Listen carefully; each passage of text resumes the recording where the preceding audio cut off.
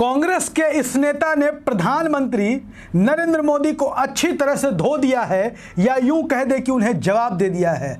दरअसल विपक्षी दलों का गठबंधन इंडिया जब से बना है उसके बाद से ही भारतीय जनता पार्टी के नेता, प्रवक्ता, केंद्रीय मंत्री, मुख्यमंत्री लगातार हमलावर थे। लेकिन हमारे देश के माननीय प्रधानमंत्री जी, जो बहुत ही अच्छे वक्ता हैं, बहुत ही अच्छा भाषण देते हैं, दूसरों पर हमला बहुत तेजी से करते हैं और बयानों के बहादुर हैं, बयान वीर हैं, प्रधानमंत्री जी कैसे चुप रह सकते थे? उन्होंने भी इंडिया गठबंधन पर हमला बोल दिया। अब जब प्रधानमंत्री हमला बोलेंगे तो उधर से जवाब तो मिलेगा। पहले हम आपको बता दें कि प्रधानमंत्री जी ने, हमारे देश के माननीय प्रधानमंत्री नरेंद्र मोदी ने इंडिया गठबंधन पर क्या कहा था। इंडिया गठबंधन ने संसद के मानसून सत्र में बीजेपी सांसदों की बैठक हुई और उस बैठक में उन्होंने कहा कि इंडियन नेशनल कांग्रेस एक अंग्रेज नहीं बनाई थी। कांग्रेस के बारे में वो कहते हैं, कांग्रेस का पूरा नाम इंडियन नेशनल कांग्रेस है, भारतीय राष्ट्रीय कांग्रेस कांग्रेस का पूरा नाम है। प्रधानमंत्री नरेंद्र मोदी ने कहा कि इंडियन नेशनल कांग्रेस अंग्रेज ने बनाया, ईस्ट इंडिया कंपनी भी अंग्रेजों ने बनाई। आजकल लोग इंडियन मुजाहिदीन भी नाम रखने लगते हैं। अब हमारे देश के प्रधानमंत्री जी को देखिए, वो अपने ही देश के नेताओं को, अपने ही साथ संसद में बैठने वाले विपक्षी नेताओं की तुलना आतंकवादी से कर रहे हैं। यह हमारे माननीय प्रधानमंत्री जी का देखने और सोचने का तरीका आप देखिए।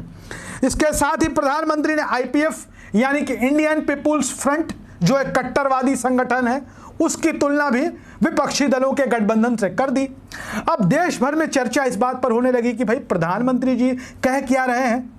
हमारे देश के प्रधानमंत्री Indian Mujahideen, Indian people's front, popular front मतलब आईपीएफ जैसे संगठनों से इस देश के विपक्षी दलों की तुलना कर रहे हैं।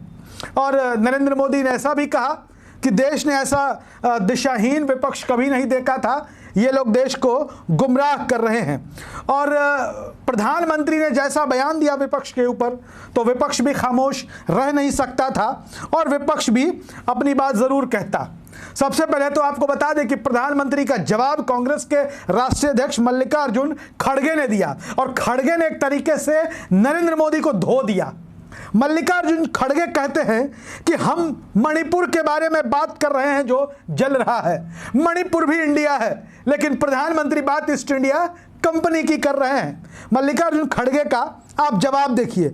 उसके बाद उन्होंने ट्वीट किया मल्लिकार्जुन खड़गे ने और कहते हैं कि नॉर्थ ईस्ट पर एक्ट ईस्ट पॉलिसी नहीं दिख रही, पर आपको ईस्ट इंडिया कंपनी दिख रही है। और मल्लिकार्जुन खड़गे आगे कहते हैं कि इसी इंडिया ने ईस्ट इंडिया कंपनी को हराया था, इस इंडिया ने ही इंडियन मुजाहिदीन को हरवाया था। ये मल्लिकार्जुन खड़गे जवाब देते हैं। उसके बाद दीपेंद्र सिंह हुड्डा की बात करते हैं। दीपेंद्र सिंह हुड्डा अच्छे नेता हैं, अच्छे वक्ता हैं, लोकसभा के भी सांसद रहे हैं, इन दिनों राज्यसभा में हैं। दीपेंद्र सिंह हुड्डा भी ट्विटर पर जवाब देते हैं प्रधानमंत्री को और लिखते हैं, Indian army, Indian navy, Indian railway, team India, reserve bank of India, Indian oil, coal India, government of India, prime minister of India.